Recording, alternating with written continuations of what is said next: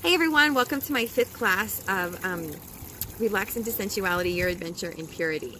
I am so in awe of the 5 weeks that I have experienced growth while doing these videos. So thank you for showing up and being interested and growing alongside me. It's been a lot of discomfort. I've not been in my comfort zone with this. And it's also been a lot of just excitement, really neat, fulfilling experiences.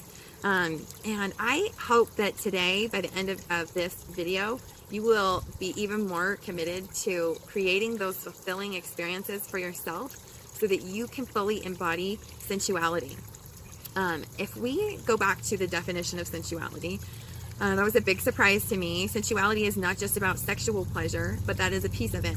Sensuality is experiencing pleasure with all of our senses, utilizing our senses to experience pleasure. And it is also experiencing sexual pleasure. And this week, you may have seen my post a couple days ago, but I had a huge breakthrough. I've been experiencing a lot of grieving because of this breakthrough, but I realized that I, at some core level, do not believe that I deserve to experience pleasure or that my life should be easy. It was both pleasure and ease together. And this belief, I'm realizing, has blocked me from my core purpose and mission in life in a lot of huge ways. For me, when something is easy and I like it, so it brings me pleasure, I am embodying radiance. And radiance is one of my absolutely core values that it's a part of who I am. And if something is easy and brings me pleasure, I live in my core. If something is not easy, but it brings me pleasure, I'm not in my core. If something is easy, but it's not that enjoyable, I'm not in my core. But if it is those two things, I am in my core truest self. So, but I don't believe that it's like this alarm goes off that says, you're bad, Melissa, if you experience pleasure and ease. And I don't think I'm alone in this. And I find it very fascinating. Where on earth did we get the idea that we are not supposed to really enjoy things? I'm going to post right here the definition of pleasure. It was different than what I thought it would be. Basically like enjoying something and feeling happiness about something. There is the verb aspect of pleasure, which literally refers to like sexually giving someone enjoyment or fulfillment. But the word itself really just revolves around like enjoying life. And when I really, really allow myself to enjoy something, I feel guilty as ever. There's this kind of stupid story, but it was really defining for me. CJ and I, my husband and I, we were just barely newlywed, and we may have even been dating at the time. We were sitting at a kitchen table. I don't know if we were at our house or where we were. And I bought a mango, and I was sharing a mango with him. And I hadn't bought a mango in a few years, and I loved mangoes. They totally were nostalgic for me. I used to eat them with my Aunt Dawn out on the ranch, and she's the one who introduced me to mangoes. And anyway, I'm like eating this mango, and I was not worried about what he thought of me or whatever. I was so comfortable with him.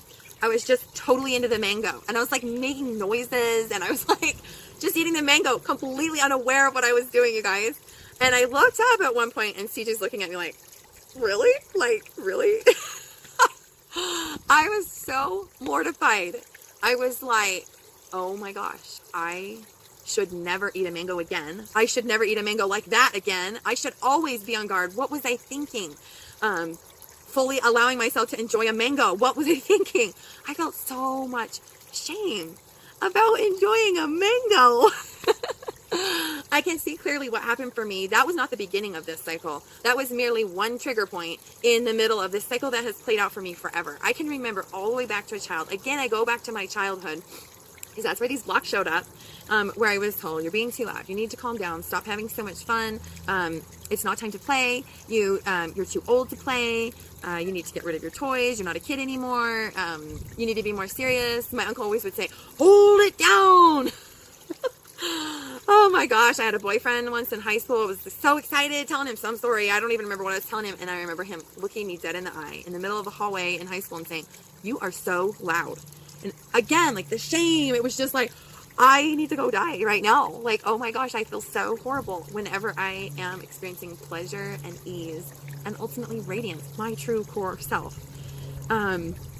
So I would like to invite you to look at this pattern in your own life, kind of try and figure out where it started to show up. Where did those voices start to show up?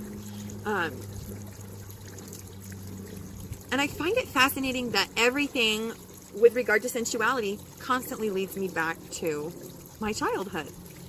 And I was talking with a friend today, thinking about my little toddler. She like has very few words, and she's so sweet and innocent, and she just wakes up every morning, and life for her is all about pleasure and ease. And if something doesn't bring her pleasure or something's not easy for her, she lets us know about it. She starts crying and she screams until she gets what she wants. That's what babies do, right? I'm like in awe. Like, oh yeah, I used to do that too. We all did, right? And now what do I do when something is hard or when something doesn't bring me pleasure? I'm like, nose to the grindstone, keep it all together. And then I just like accept it. It's like, well, this is the way life is supposed to be. Life is hard. Right? I think I deserve a hard life. I think that's what I think I deserve. I think we do that to ourselves until we can consciously choose something else. So I mentioned there's been a lot of grieving for me with this process. The thing for me that I'm realizing about being a sensual woman, a sensual being, and fully embodying my own sensuality is that I have to let my feelings flow. This stuff, it brings up feelings, lots and lots of feelings. And again, I go back to reminding myself, Melissa, you are a warrior.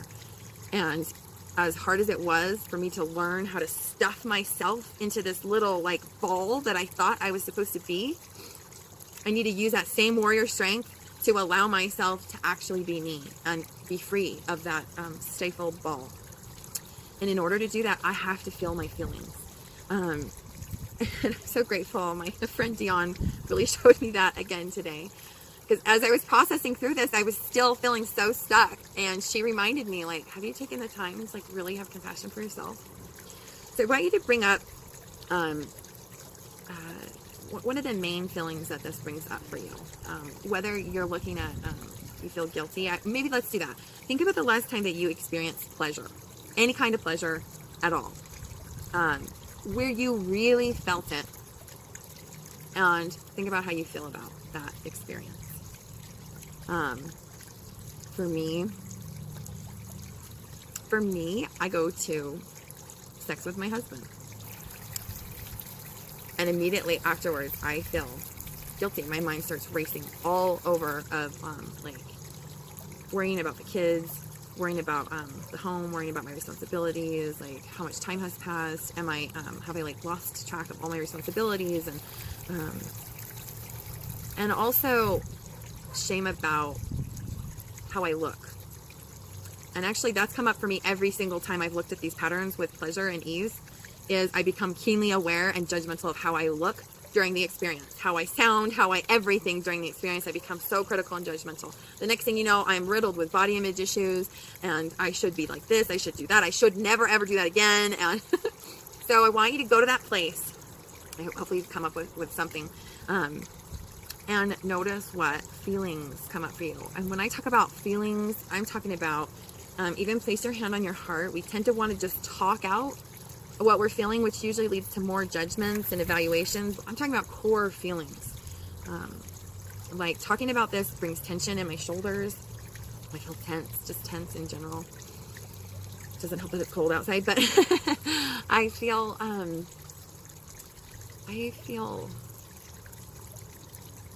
anxiety. And then when I think about the fact that I've not allowed myself to experience pleasure, I feel really sad. I feel really sad about that. So when I'm letting myself feel my feelings, I just identify those feelings. If you need to, print out a feelings list from the internet. And I'm not kidding you, I've done that. So I just look at what feelings I'm feeling. I close my eyes. I keep my hand on my heart so I can stay in my feelings and not in my head. And then I start to notice how my body feels. I start to notice my breath most of all. And I use my breath to kind of go to the different areas of tension. And I just sit with my feelings. No judgment at all. This is what I'm feeling.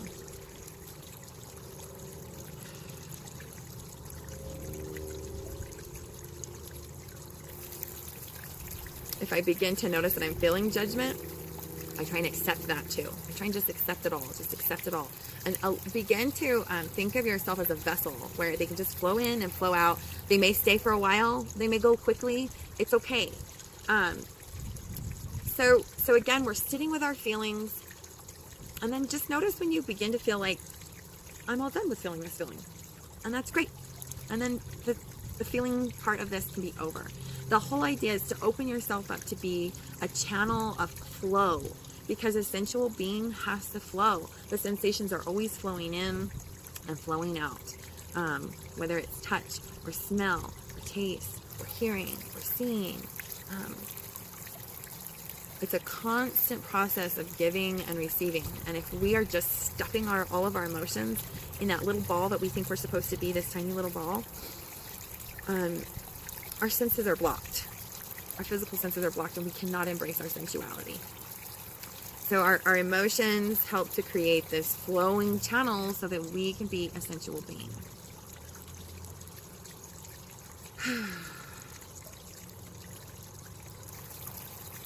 Just like my daughter.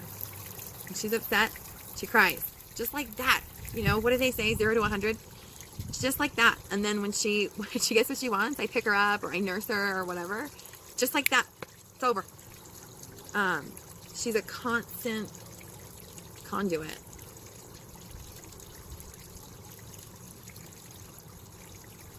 Okay. So, one last thought is that ease and pleasure are just two things that we experience attached to different experiences in our life. They're just two things we experience. In the quickening coaching, we call them values. They are values. And is ease good? Is ease bad?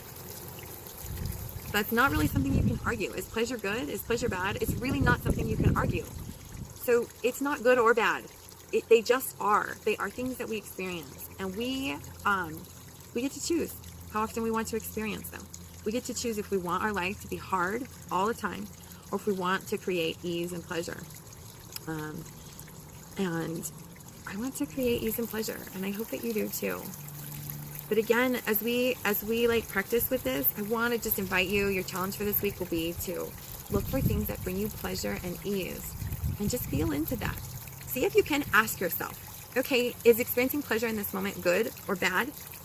And notice that there's like 100 different explanations for both sides. And invite yourself, okay, maybe it's not good or bad. Maybe it just is. Do I want to choose pleasure right now or not? And then again, if you have feelings come up around this, pull this video back up. Do just what we did, where you allow your feelings to just flow. Place your hand on your heart, focus on your breathing, and you just become a channel for feelings. They come in, they go out. You may cry, you may have other reactions to the feelings, but ultimately, they're just feelings. They don't determine anything. And neither do these values. I am not pleasure, I am not ease, but I get to choose if I want to experience those or not. And so do you. I can't wait to hear your experience this week. Thanks so much.